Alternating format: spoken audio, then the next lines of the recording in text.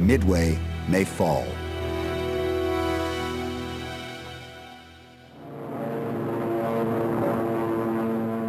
"6:50 a.m., June 4th, 1942.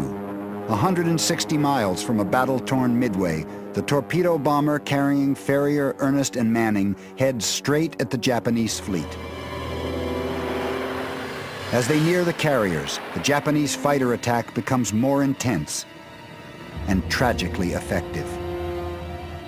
Very shortly, Manning stopped firing, and so I looked back over my shoulder to see what was going on, and he was just hanging down in his harness in the turret, but obviously had been killed.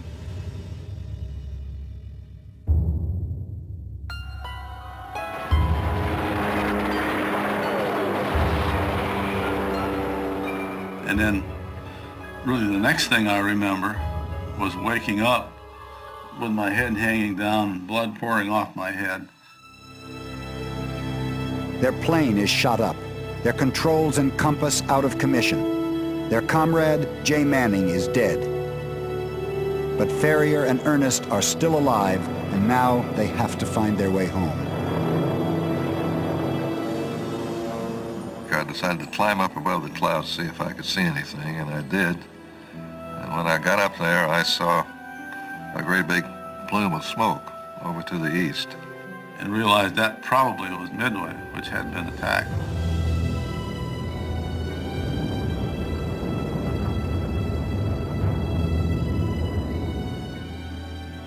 They managed to land safely in a plane that is literally shot to pieces.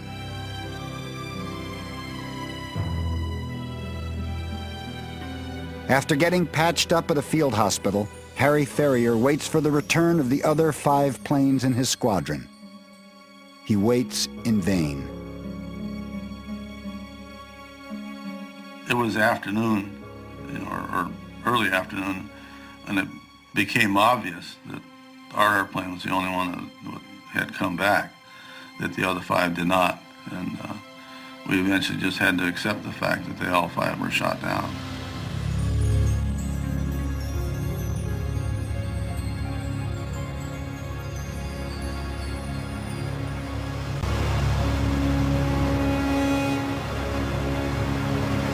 It is day 8 of the expedition. Ballard's robot explorer, the ATV, is still crippled. And the Navy doesn't know if they can get it up and fully running again. They need more time, the one thing Ballard can't spare. Fortunately, the sonar is still going strong.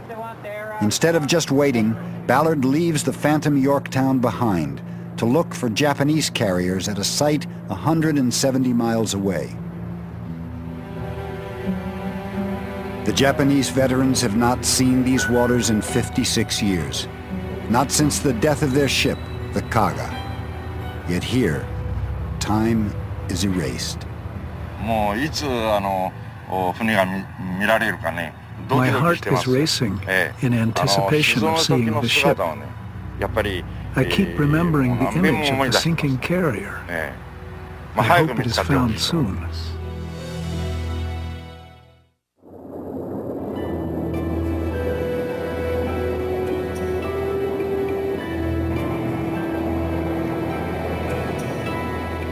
After all the frustration and delay, the ATV makes it to the bottom of the sea.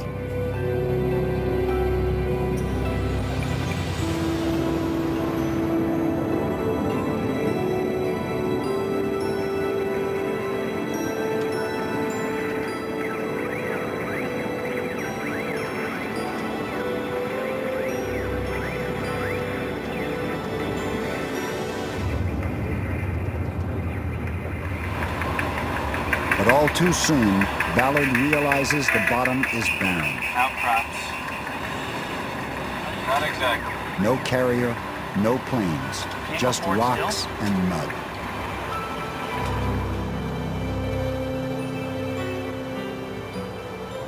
There's no excuses. I just didn't find it. Period. Round 1. to Kaga. I'll get the Yorktown. I really want the Yorktown. That's where I'm headed. But one unspoken question is inescapable. If the sonar was wrong about finding the Kaga, is it also wrong about the location of the Yorktown? –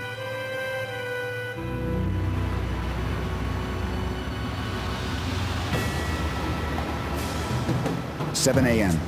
The water's off Midway. The Japanese commander, Admiral Nagumo, is still completely in the dark about the trap awaiting him.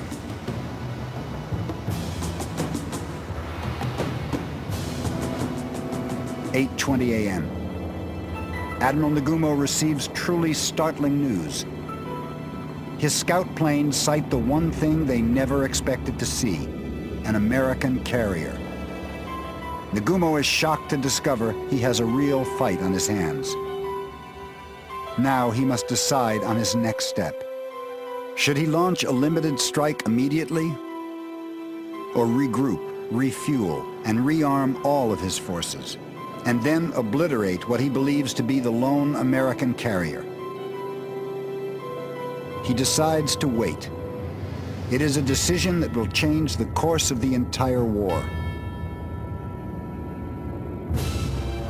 While Nagumo waits, the American pilots wing their way towards his carriers. Yet very quickly, many of the American squadrons get separated from each other.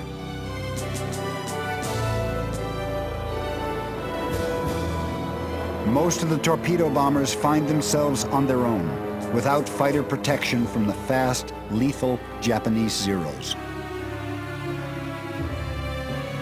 One after another, the young torpedo bomber crews attack just as they have been taught. Steady on, low, straight at the target.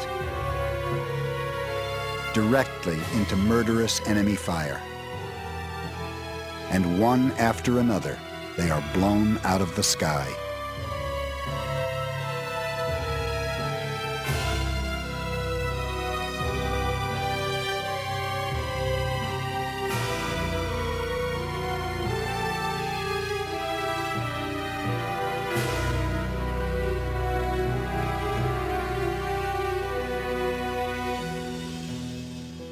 The Enterprise Torpedo Squadron, 18 out of 28 men, killed.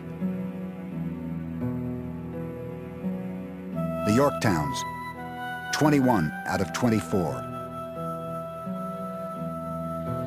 And of the 30 from Hornet's torpedo squad, only one man makes it back.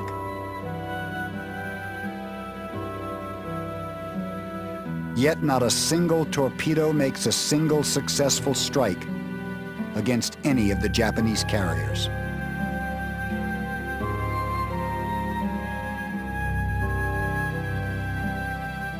Despite all the sacrifice, the Americans are losing the battle.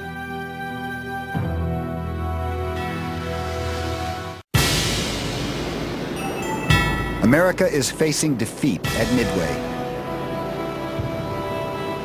And the enemy commander, Admiral Nagumo, is set to launch a massive attack against the American carriers. Nagumo's crews work feverishly to get nearly 100 warplanes into the air. Abandoning all caution, they leave explosives and gasoline strewn everywhere. The decks are a disaster waiting to happen.